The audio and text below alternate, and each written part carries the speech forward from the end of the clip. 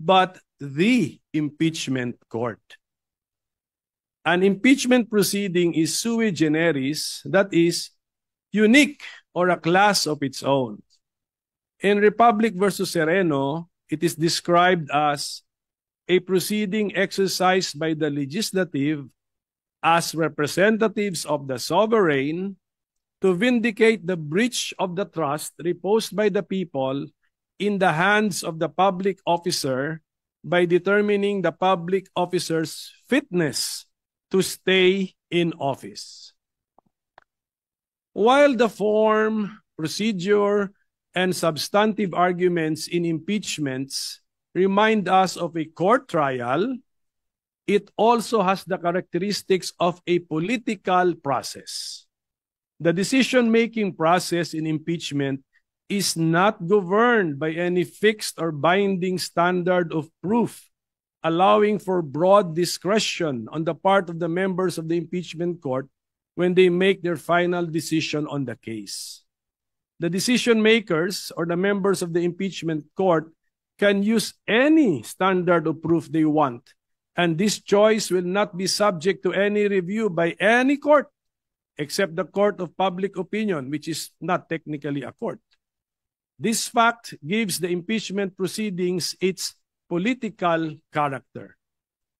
Hence, to better understand these sui generis impeachment proceedings, we need to look for analogies using well-known principles and practices in other systems which are applicable to impeachment proceedings.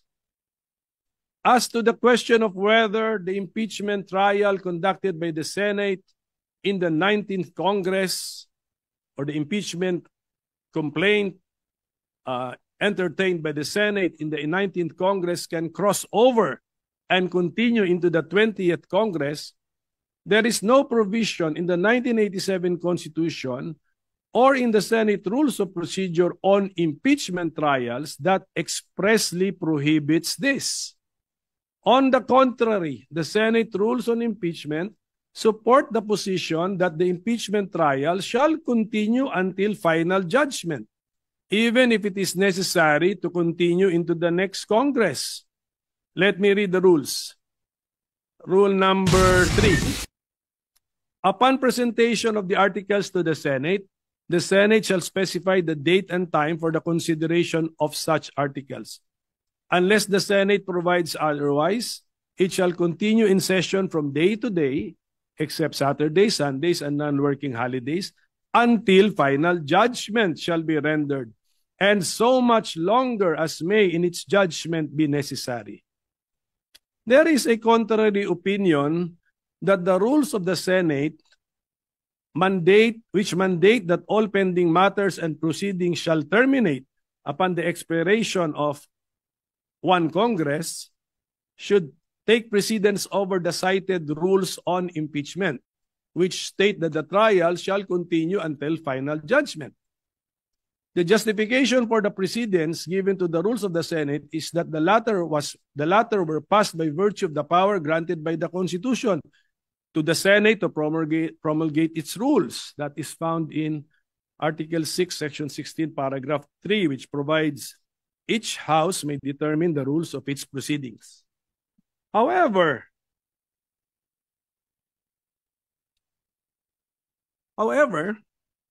the Senate rules on impeachment were also passed by virtue of the power granted by the same Constitution to the Senate to promulgate its rules on impeachment. So let us all look at Article 11, Section 3, Paragraph 8, which provides the Congress shall promulgate its rules on impeachment to effectively carry out the purpose of this section.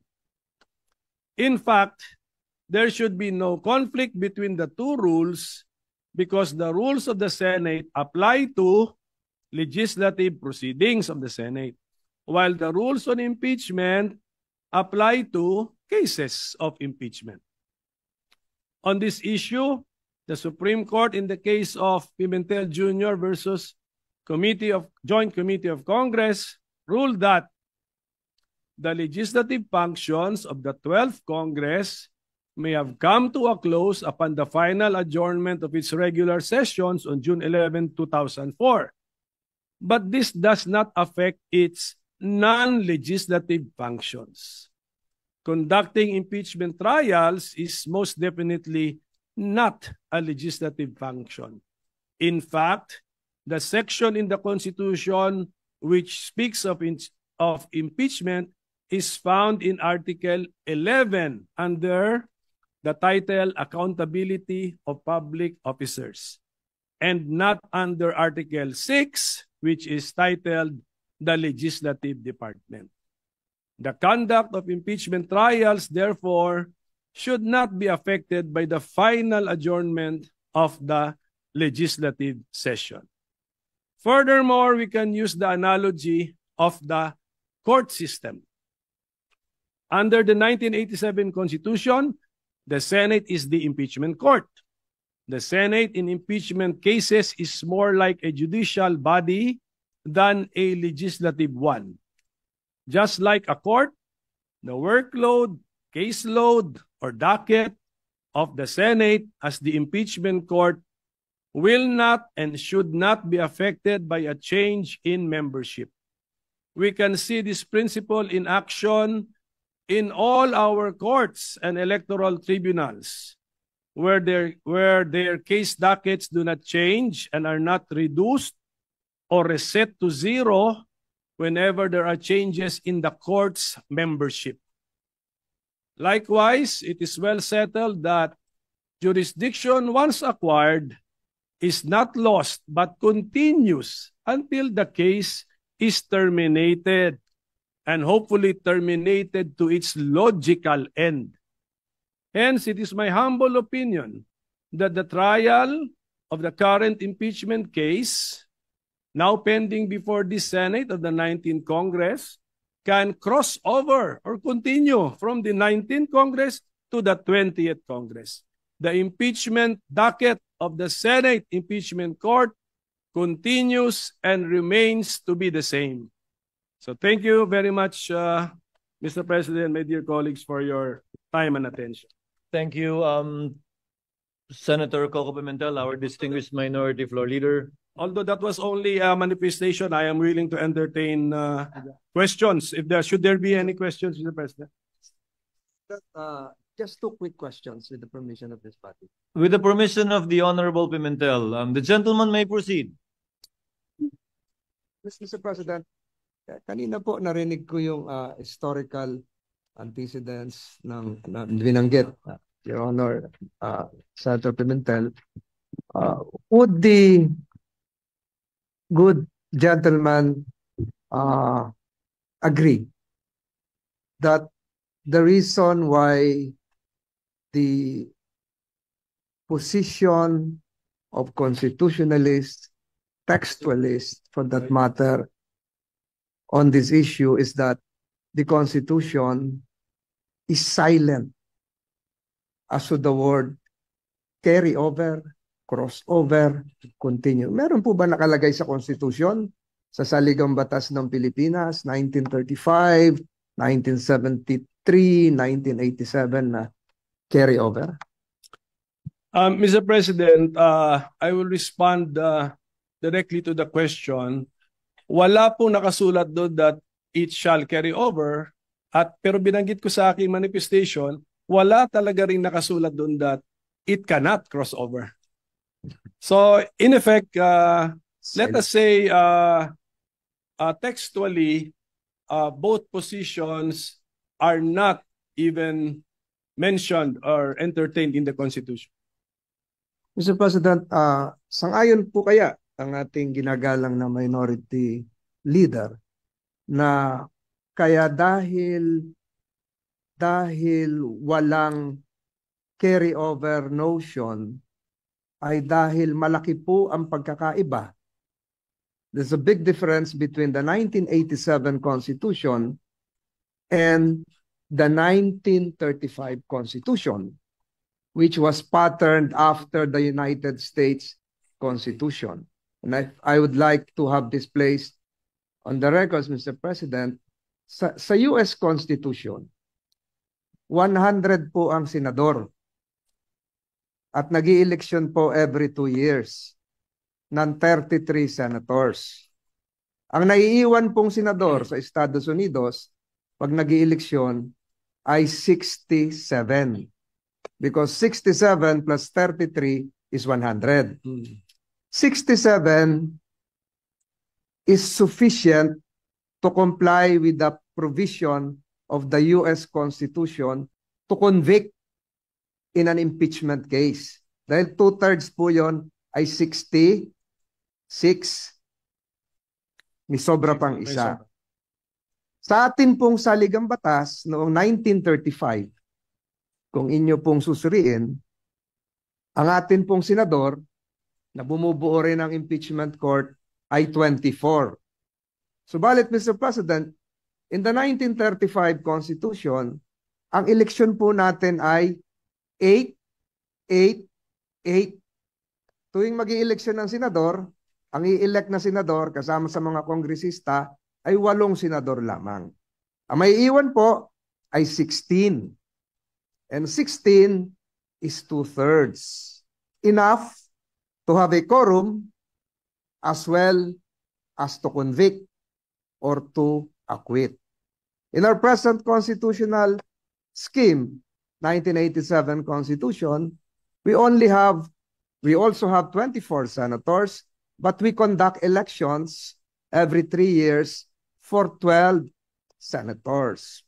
Meaning to say, Mr. President, yung may iwang kalahati na 12 is not sufficient to constitute a quorum, dahil 12, dapat 13, much more convict. Because to convict, you need 16 senators, Mr. President. Is it now the proposition of the good minority leader that the constitutional spirit as enshrined in the 1935 Constitution, the same as the spirit prevailing, although it is not as admitted by the good minority leader, textually enshrined, the same as the 1935? Ibig sabihin po ba yung 12 ay may quorum? Yung 12 ay pwedeng maging 2/3 to allow your notion that we can carry over at yung sikat nga yung salita, maitawid. Tama po ba yun, Mr. President? Ako, Mr. President, yung 2/3 kasi is actually that was probably just the decision of the framers of the Constitution. They could have made it 1+1. They could have made it 3/4. So it's maybe by accident that 2/3 is equal to 8 plus 8 is 16 is 2/3, so 24. But I do not think that was really the point, Mr. President. But at any rate, we have to live with the 1987 Constitution. So we look at the 1987 Constitution. And looking at the 1987 Constitution, the Senate is the impeachment court, not because it is the Senate created under Article 6, because it was recognized to be the court under Article 11. The framers could have chosen another body to be the court. That is theoretically possible. But it chose the Senate, not as a legislative body, but as a part of Congress, but not as a legislative body. So, yun po yung aking pagkaintindi. We have to live with the 1987 Constitution. We copied generally the idea siguro sa United States, but let's not be so beholden to their practices and rulings kasi iba na rin po, iba talaga ang sitwasyon natin. And I think textually speaking, my position is supported that although we keep on saying Senate, but this is not Senate as the other half of Congress, but this is the Senate chosen under Article 11 to be the impeachment court. So iba po ito. And then may paragraph 8 doon, sinabi, Congress shall also issue the rules to give life to the accountability of public officers. So, and we have done that. So, kaya ang aking stand actually is the Senate as an institution is the impeachment court. So the member judges can change, but just like as a division of the Supreme Court, division of the Sandigan Bayan and the CA, if they change their members, yung docket nila or caseload nila, tuloy pa rin. They have to decide the cases and bring the cases to their logical conclusion. So that is my simplified position, Mr. President. So one last question, Mr. President, if the good gentleman would accede. Ang ibig sabihin po nito, Mr. President, is that the Senate now, under the 19th Congress, is empowered, is authorized to confer a jurisdiction to another Senate, which would be forthcoming, the Senate of the 20th Congress. So allowed po ba tayo under the Constitution to transfer pending business, or should it follow likewise, using your logic, the traditional norm of having it refiled and reset starting from zero? Similar to the bills. Yes, yun na nga. So, ibig ko sabihin, Mr. President, what would prevent the 19th Congress from passing on the impeachment case, not just to the 20th Congress, but to the 21st Congress? And I implore the good minority leader that all the provisions mentioned a while ago, which are correct, should likewise be read together with the constitutional provision that there should be only one impeachment case filed per year against the same respondent, Mr. President. Alam nyo ba, Mr. President, na yung rule na yung legislative workload natin ay magre-reset kada pag may bagong kongreso? Alam nyo ba na wala sa Constitution yun? Nasa rules natin yun.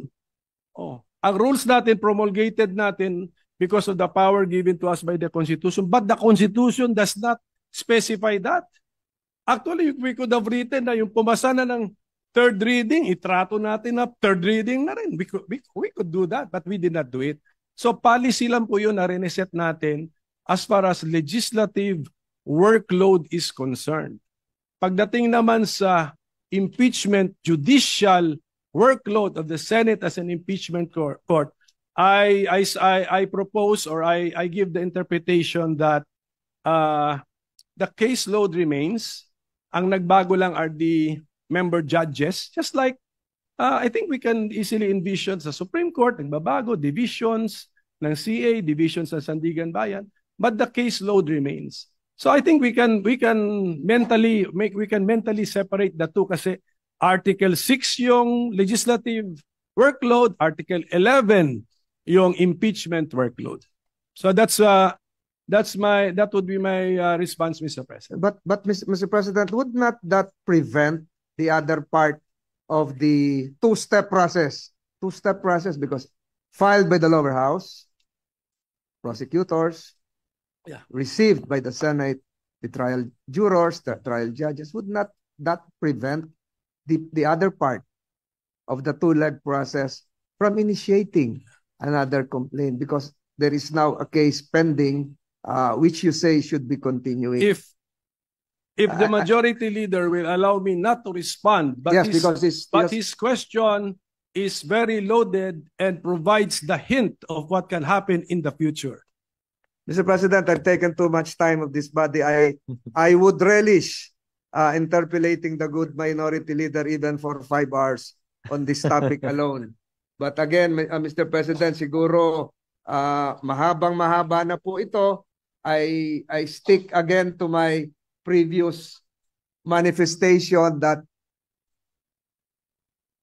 if we will not be able to conclude whether acquittal or conviction, the present impeachment case against Vice President Sara Duterte before the lapse of the 19th Congress, the same is functionally dismissed or deemed de facto dismissed, Mr. President. Yun lamang po, Mr. President, at ako po ay nagpapasalamat sa ating minority leader. Thank you, Senator Tolentino. Briefly, Senator Pimentel. Mr. President, while I still have the floor, can I request for some information from the Senate President, especially regarding the impeachment calendar that The is gentleman may issued, proceed. because you issued the first impeachment calendar was issued by the Senate President when we were already on break. I mean, Mr. President, tama po yun, di ba? That is correct. So, Mr. President, may we know when His Honor issued the first legislative calendar, impeachment calendar, which fixed June 2 as the time for receiving the House prosecutors, may we know the basis of the authority of the Senate President when he issued the first impeachment calendar, Mr. President? Article 1 of the impeachment rules, which says that the Senate President can set the date for the presentation of the articles of impeachment. Mention was made specifically of the Senate President.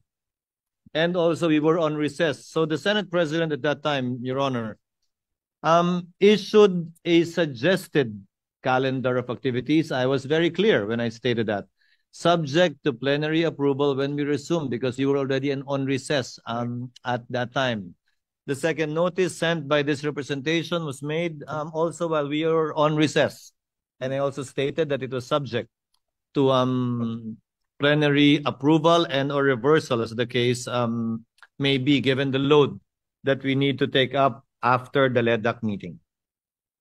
So, yes, Mr. President, I noticed that no one from the majority was complaining about the original or initial impeachment calendar issued by the Senate President. So we were all looking forward to the date where there should be some action on the impeachment, which is Yes. June 2. Supposedly, yes. Yes, supposed to be. Kaninang 4 o'clock yung the prosecutors from the House of Representatives should have appeared before us to read the articles of impeachment. But then this was changed. So from June 2, changed by the Senate President also, now June 11. it's June 11 at 4 p.m.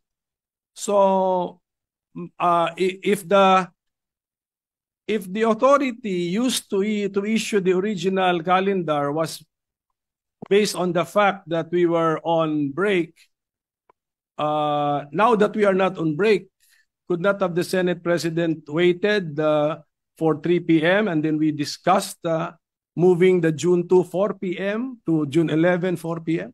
Because, Your Honor, notice had to be given to the House with respect to the proposed change in schedule.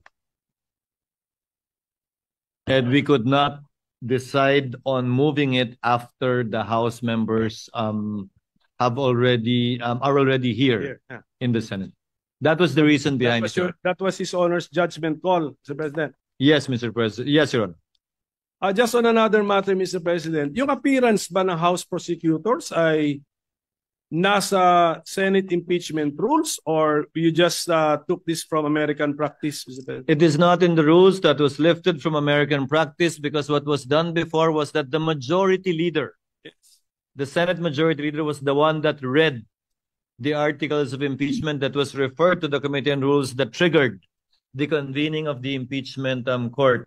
When we researched on it, we thought it was more proper, given that we should have no part in it, in the impeachment trial, in the prosecution of the impeachment case, that the prosecutors should themselves read the articles of impeachment, as is the practice in the United States, where we lifted most of our impeachment rules.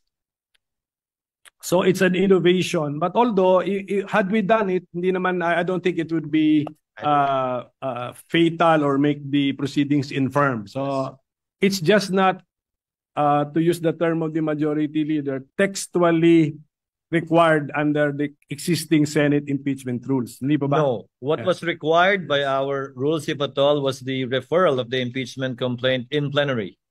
Because mere filing with the Secretary General does not often by itself operate as the receipt by the Senate in plenary, given that, as with any communication, it has to be referred in plenary, officially by the Senate as a body. Mr. President. Sige, Mr. President. Mr. President, with the permission. Senator Tolentino is recognized. What is your pleasure, sir? Would the loaded question of the good minority leader, if decoded, would mean that should the presentment be made before the Senate sitting as a plenary, or should the presentment be made before the Senate constituted as an impeachment court? Baka yun po yung tanong nyo. But it was the Senate President to research on American practice. How do they do it in the United States? In plenary, Your Honors, not as an impeachment court, because again, mere receipt by the SecGen does not operationalize or start the process of impeachment. Any communication, and that is a communication from the House, must be referred by plenary to the appropriate committee for proper action. That in turn will now trigger, if at all, the convening of the impeachment court, where the regular processes would now be followed, such as the issuance of summons, etc., etc. May we know the rule, Mr. President, that it should be? May we know what the specific rule is? That in the rules, or is that by practice or costumbre? Tingnan niyo ano rule. Under Rule 3, Paragraph 2, upon presentation of the articles to the Senate shall specify the date and time for the consideration of the articles. Yes, but the articles need to be presented to the Senate. Yes, but so your Honor is reading our Senate impeachment rules. Yes. Correct. So when we use the Senate in the Senate impeachment rules, we're talking about, we could be talking about the Senate as the impeachment court. Because we it's the have, Senate. And by virtue of the procedure in Articles 1 to 3, we have not yet convened the court, Your Honor. For example, succeeding rules in our impeachment rules, 4 onwards, would pertain to the Senate already as an impeachment court, because that is already the trial proper, beginning with the issuance of summons. Mr. President, the second sentence already contradicts His Honor, because it says, second sentence of that second paragraph of Rule 3, unless the Senate provides otherwise, it shall continue in session from day to day. Session na yan as court. Kasi until final judgment eh. Yun na yun eh. So, the use of, when we use Senate in the Senate impeachment rules, we refer to the Senate as the court. Mr. President. According to the Secretariat, Your Honor, the dividing line is when we take our oath as senator judges and convene as such. Because we will be wearing 2 hats, Your Honor. As senators, performing our legislative and legislative function, and as members of the impeachment court, performing our sui generis function. And these are 2 distinct, if at all, hats and functions that we would be performing. That's why we have to adjourn session and convene as an impeachment court, and vice versa if we want to revert back as a plenary. Well, Mr. President, ano na lang for so as to our staff can revisit. Ito yung sentence natin, ano? Second paragraph of Rule 3 of the Senate impeachment rules.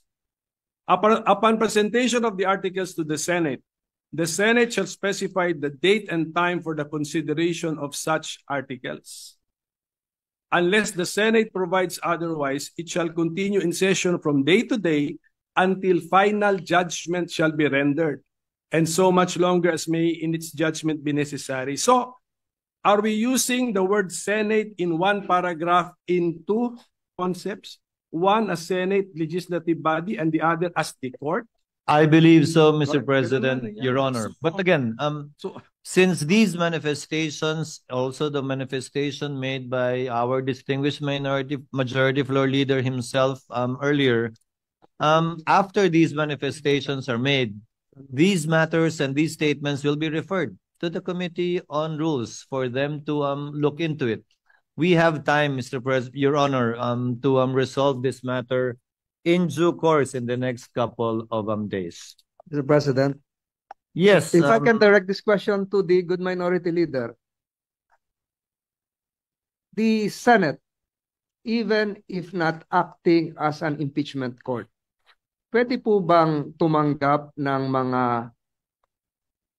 non-members of this chamber to speak or make a presentation, a presentment? Di po ba naaalala natin ng mga nakaraang panahon, pumupunta rito yung President of Vietnam, if I'm not mistaken. Distinguished guests of this chamber are allowed to speak, not just honored. Ganun po ba yung sinasabi nyo?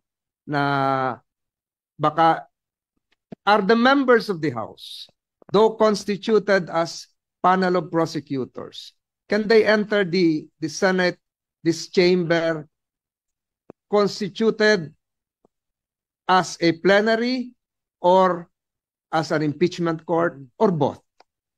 Pag pinapayagan ng Senado. Baka ganun po siguro ang gustong malaman ng ating minority leader.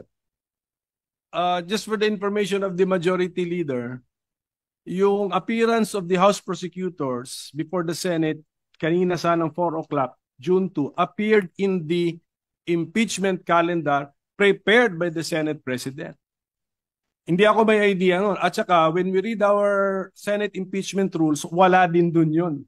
So they will be appearing before an impeachment court. That's why this is the request for information. Now, what did the Senate President have in mind when he scheduled this for June 2? And I think it's clearly, since 4 p.m. siya, it's clearly an appearance before Senate. Yes. The plenary session of the Senate. Again, the basis is U.S. practice. That is how they do it in the United States, where we lifted portions of our own impeachment rules. That's where it came from. Practice and precedents in the United States. And per our legislative rules, we can waive the rules so that we allow non-members to allow it. Diba dito, recently nagsalita rin si former UN Secretary Korean, General. South Korean. The South Korean. Yes, the UN Secretary General. So that can be allowed. So we can do it. Yes. Again, that can be allowed. Again, plenary action is necessary, and the plenary will decide on this matter. So just a few more requests for information, Mr. President. So, Mr. President, His Honor, around 4 days ago, sent notice that the June 2, 4 p.m. appearance of the House panel of prosecutors will be moved to June 11, 4 p.m. Yes. So, okay. Now, what is now the calendar that His Honor has in mind? Kasi dati meron kang June 2, 4 p.m. appearance, then June 3, morning, we convene the Senate as an impeachment court. So where is that? Where is this convening now? Where is it now when you move the appearance to June 11? Sabay na po, because by that time, by June 11, wala na rin po tayong hinahabol na kailangan i-second or i-approve kung meron man, ratification na lamang ng mga bicameral conference committee reports. And we will be doing both at the same time. If at all, the reading of the articles of impeachment, the referral to the Committee on Rules, the convening of the impeachment court, if at all, again, the oath of the senator judges, if at all, again, all that we can do as an impeachment court would be to issue summons. Yes. Requiring the respondent to answer within 10 days. But were we sent notices na ganun ang mangyayari? I'm sorry? Were the senators sent notices or informed that after the appearance of the House panel of prosecutors, there's a possibility that we will convene as a court? Para ready kami. Wala pa. Wala pa nga. Malapit na po yung June 11. Wala pa naman talaga eh. Kasi nung pinadala yung notice na yun, it was addressed, if you notice, it was addressed to the House that they will be presenting the articles of impeachment on that date. The notice, insofar as the impeachment court itself is concerned, these discussions would be very helpful, Your Honor, because this will be part of how the Senate as a body will be deciding on what to do after the articles of impeachment shall have been read and presented before the body. Yes, but Mr. President, nung in-issue kasi ninyo yung impeachment calendar last February, at least you were that detailed na sinabi nyo na po yung convening of the impeachment court. Ngayon sana po, nung i-defer si June to appearance, sana pati po yung convening as an impeachment court, nasabi na rin when that is para may idea. Well, thank you for the opportunity to clarify. Since that is our last day, this representation has no intentions of actually convening the court, if at all, on another date other than the 11th, unless the Senate as an impeachment court provides otherwise. So we will be convening on that date, barring any unforeseen circumstances, barring any procedural motions that will be made, and will be settled by the plenary at that time.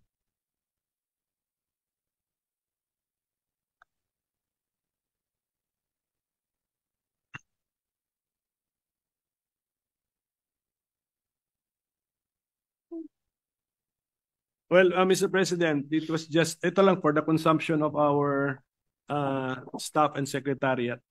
It was just pointed out to me that the rule that we mentioned earlier, second paragraph of Rule 3, yung first paragraph pala, it provides that nakapag-oath na. Nakapag-oath na ang member. So if that is now the dividing line, we have crossed the line. So Senate na po ito as a court. So tingnan na lang po muli, Mr. President. Mr. President, Your Honor, the first paragraph refers to consideration of the articles of impeachment. The second paragraph, we were not part of the Senate that wrote these rules. The first paragraph, it mentions the word consideration. The second paragraph mentions the word presentation. In terms of time, presentation should come first before consideration, although as it appears in our rules, consideration was mentioned first in the first paragraph and before presentation in the second paragraph. But in terms of order, Your Honor, presentation should logically come first before consideration of the articles of impeachment. And then there is nothing to consider unless presented. And then in the next breath, it talks about the trial na. Yes, again, we had no part in writing these rules. Okay, I would not want to critique it as well because during those times, perhaps, this was apt and sufficient. So, okay, so Mr. President, maybe now, kasi ang media nagtatatanong sa akin, pinapa-speculate pa ako na, just for the record, what is now the reason that His Honor has taken the initiative to reset the June 2, 2025 4 p.m. appearance of the panel of prosecutors before the Senate plenary to June 11, 4 p.m. What's the main reason addressed to Speaker Martin, copy furnished to all of the senators as well as Vice President Sara Duterte. Given the meeting we had at LEDAC with His Honor's presence, several bills needed to be approved and taken up before we finally finish and wind up the 19th Congress. Meaning to say some bills need to be approved on second reading within the week today so that we can do third reading next week. Some bills have to be approved on third reading today and within this week so that bicameral conference committees can finalize and iron out the disagreeing provisions within the Senate and House versions so that we would still have time next week to either ratify these bicameral conference committee reports or still do third reading in compliance with the constitutional requirement of 3 readings on 3 separate days, at least 3 days after it's approved on second reading. So, sige, last question na lang, Mr. President. Per our rules or practice, how would we now react to the receipt of the articles of impeachment last February 5, 2025? How should the Senate as a legislative body in plenary session react to that receipt? In line with Article 1 of our impeachment rules, which makes mention of the authority and responsibility of the President of the Senate, that is why I set the schedule for the articles to be read in plenary, which in turn would trigger, if at all, the creation of the impeachment court. which, if at all, would now proceed with the issuance of summons for the respondent or defendant. Would not the impeachment complaint received last February 5, 2025 be included in the reference of business? Reference of business on the calendar.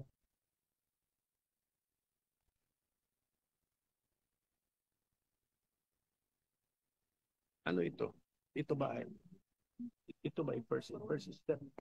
It will be included in the reference of business, yes. Supposedly today, kung natuloy tayo today, but on June 11, so that it can be included in the agenda for that particular day. That's my point, Mr. President. Kung i-reference of business, why are we not doing it today? Anong damage kung gawin natin today? Pwede rin naman. Hindi pa tayo nagbabasa ng reference of yun business. na nga. Pero wala. Are we doing it today? Kasi February 5 pa yun. That's why I'm mentioning the date that it was received, February 5. So can we include it in the reference of business today? Kasi parang mas normal eh. Mas normal yun eh. Kung we will look into it, Your Honor. I tend to agree with this Honor's position. We will take it up with the Secretary. It's just normal, Mr. Yes, President. yes. Plus February 5, we're reporting out today. Okay?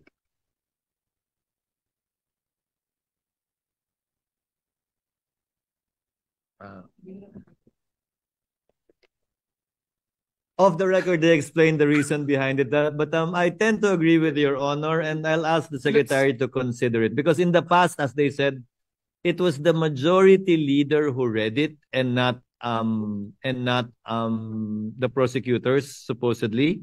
So it was included in the reference of business, referred to the Rules Committee, and the majority leader was the one who reported it out, quote unquote. But now, given that it's the prosecutors that will read the articles of impeachment, again, following U.S. practice and precedent, the Secretary thought it best that it'll be included in the agenda on that day because there is no referral to the Committee on Rules. But again, we will look into it and we will take the suggestion of the gentleman in light of the points he raised in connection with that. Because I believe there should have been also a letter accompanying the impeachment complaint. There must have been a cover letter from the House. So, parang ganon. So we can... Only by the section, not by the Speaker nor any member of the House. Yes. But is a letter from the SecGen also a communication from the House? It was a covering letter only. Yeah. So I think this is just an opinion. I tend to agree, Your Honor. It's more natural that we report out if something happened last February 5, late evening of late in the session on February 5. Something happened, we report it out so it's more natural if we report it out immediately, Mr. President. So I tend to agree, Your Honor. That's my point, Mr. President. I will take it up with the committee secretary. So with that, Mr. President, I thank you for answering my questions. Thank you, Your Honor. I just wanted to request some information. Thank you, Mr. Thank you, Your Honor. What is the pleasure of the Honorable Ontiveros? Salamat, Tabi, Mr. President. Gusto kong magdagdag ng point dun sa binanggit pareho ng majority leader, ng minority leader, at pati ng Senate President. Yung references sa US practice and precedent. Kaugnay nung isa sa mga issue na pinag-usapan dito sa floor. Kung pwede ba o dapat bang mag-carry over yung impeachment process mula sa 19th Congress hanggang sa 20th Congress. And I would just like to put this on the record, Mr. President. Galing po ito sa isang piyesa authored ni UP Professor Paulo Tamase. Nag-appear po sa June 2025 issue ng Philippine Law Journal. Sabi po dito, Emerging Issues in Impeachment, page 19 dun sa journal, allowing impeachment to cross over Congresses is consistent with American practice. Following the practice of the United Kingdom, Thomas Jefferson's Manual of Parliamentary Practice states that an, quote, impeachment is not discontinued by the dissolution of Parliament, but may be resumed by the new Parliament, close quote.